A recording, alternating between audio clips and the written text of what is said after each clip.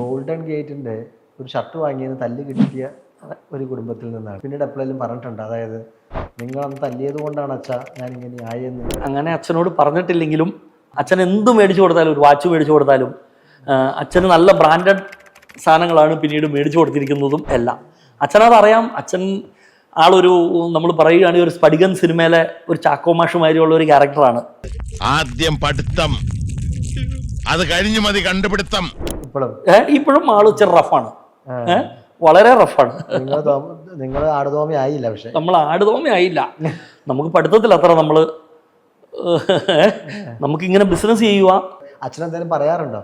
പിന്നെ അച്ഛനെ കൊണ്ടുവന്ന് തിരി ഉളപ്പിച്ചാണല്ലോ യുണൈറ്റഡ് കോക്കനട്ട് ഓപ്പൺ ചെയ്തപ്പോൾ അച്ഛൻ വന്ന് തിരി കൊളുത്തുകയും ഇടയ്ക്കിടയ്ക്ക് അച്ഛൻ ഇപ്പോൾ വിസിറ്റ് ചെയ്യുകയോ ഒക്കെ ചെയ്യും. എന്താ പറയാ, സന്തോഷമാണോ? അച്ഛന് സന്തോഷമാണല്ലോ. പിന്നെ മക്കൾ നന്നായി കാണുന്നുള്ള ഏതൊരു അച്ഛനമ്മയുടെയും സന്തോഷങ്ങൾ വരുന്ന കാര്യമാണ്.